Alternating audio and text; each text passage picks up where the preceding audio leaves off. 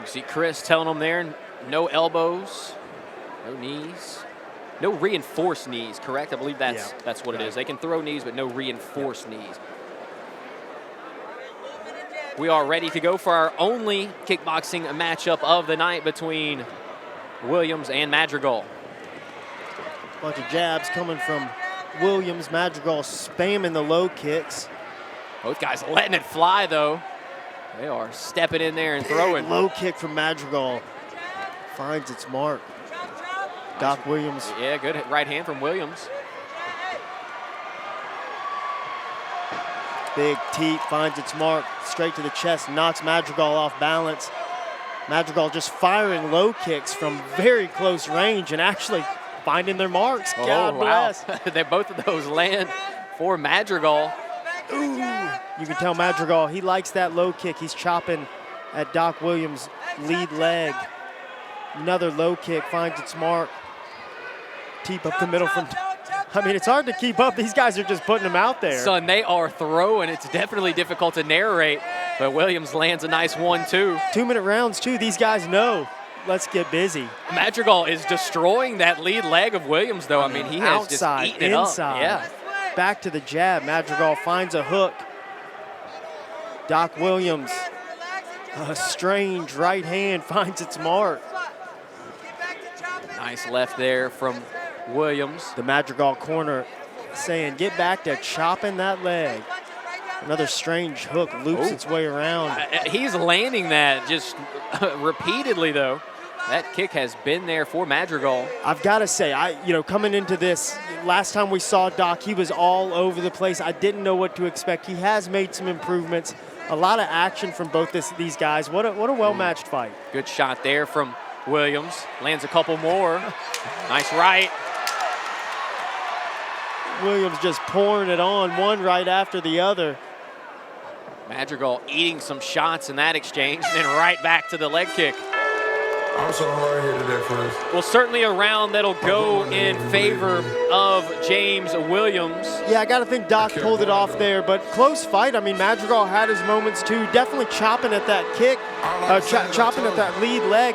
I think just overall, Doc had the big moments where he was able to back him up on the fence and land bigger punches, but yeah, I'll tell you what, that exchange right here towards the end of the round where Williams landed 4 or 5 big right hands. I think if it was close, that would have been the deciding factor to push it in Williams' direction. And I'll tell you one other thing that was working for him was the teep kick. We saw him land a few good teeps as well. Had some good teeps, teeped him up against the cage, almost teeped him to his back. If the cage weren't there, he might have gotten a knockdown. But yeah, good work from both guys. I look forward to seeing how those low kicks pay off. I feel like if Madrigal just moved his feet a little bit, we could see the impact of it a little bit more because he has chopped it down a little bit. But, I mean, Doc Williams, no worse for the wear, just moving and strolling through the cage. Looked just fine.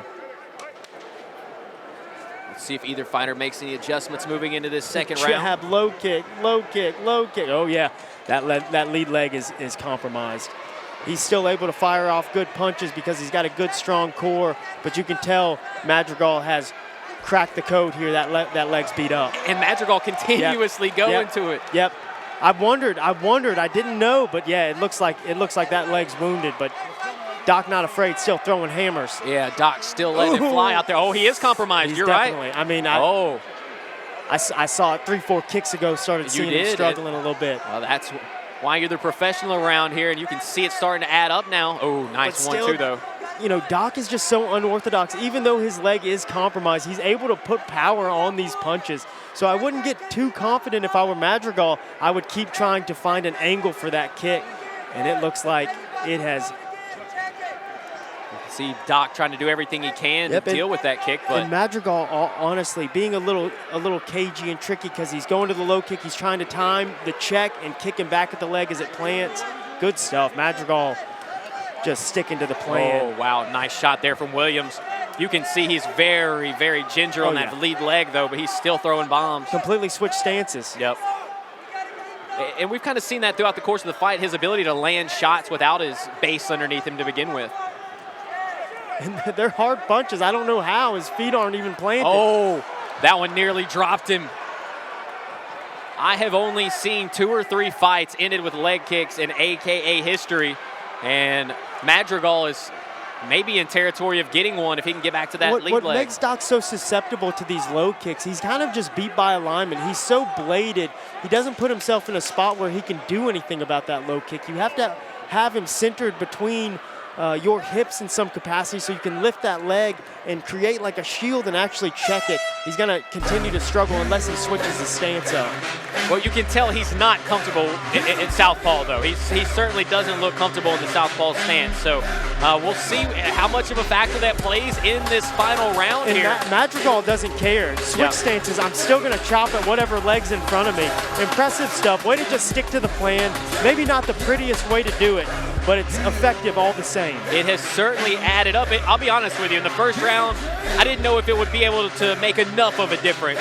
Now you're starting to see the path for that kick, and there it was. I mean, that nearly stumbled Williams. And Doc just so athletic and powerful, like still with no base underneath him, he's still able to create big punches, but you got to think Madrigal, at this point, he's kind of taking this fight over and amassed some momentum here. Right there, I was talking about, he lifted the leg to draw out the kick, then as he planted it, tried to kick. I mean, sharp stuff. You can tell he works on these low kicks. I do think we have to mention, though, that there were still a lot of shots landed from Williams. I mean, even without that lead leg, he was landing on the bigger shots with the hands.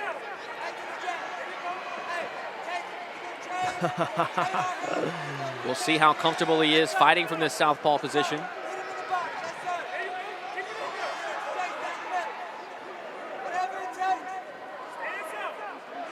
Madrigal back to chopping at the tree. Williams just staying out of range.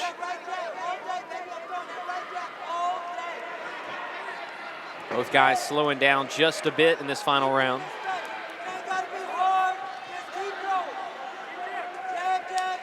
You know every one of them that lands pays dividends. Smile on the face of Williams as he fired that jab out there. Williams kind of doing a good job here, just showing him something different, sticking to that southpaw stance, spamming that right-handed jab, still eating low kicks. Doc's going to have to take a day or two off. He's going to have a hard time walking around tomorrow. He may not be able to make it out of here tonight. That leg is certainly compromised, but Williams has done a great job navigating this third round without it. Yeah, this has been a good round for Williams. Big right hand finds its mark for Madrigal. Just having to be smart. Low kick. That one hurt. You can see Williams starting to circle. Oh, yeah. Oh, no clinch. We're all a little tired. Let's just stick here for a second. Oh, low kick again. Finds its mark. I mean, you've got to give Madrigal credit. He knew the game plan, and he has stuck to it. Madrigal just relying on the low kicks just a little too much. If he would put some meaningful hands in front of him first, he would find more success with the low kick. Doc Williams, though, game and savvy, made adjustments, made it a closer fight.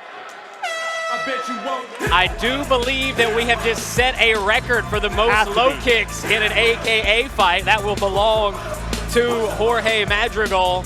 And while he did an incredible job, certainly executed his game plan, I think Williams is going to be the one that has his hand raised at the end of this. He was much sharper as far as the striking was concerned, and he landed the bigger shot. Yeah, able to snap Madrigal's head back quite a bit. Third round, we'll see what the judges think. Obviously, Madrigal moving forward, putting the pressure on Doc Williams. But close fight, good matchup, great stuff. Good performance by Doc. I honestly didn't know what to expect tonight from him.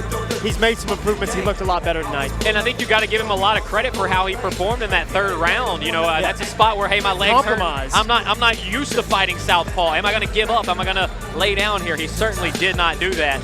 And he may have his hand raised in just a moment. Ladies and gentlemen, after 3 rounds of kickboxing action, we are going to the judges' scorecard.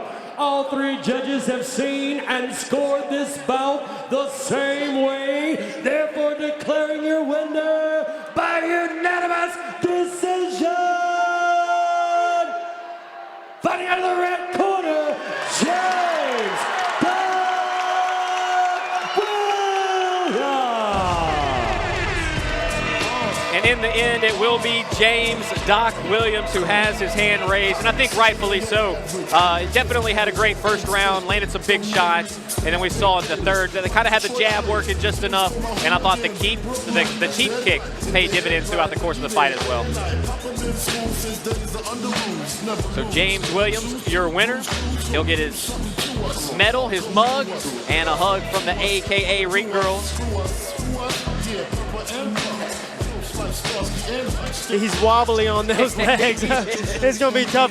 Carry the man back. Yeah, they might need to get him some crutches so he can walk through the rest of the night.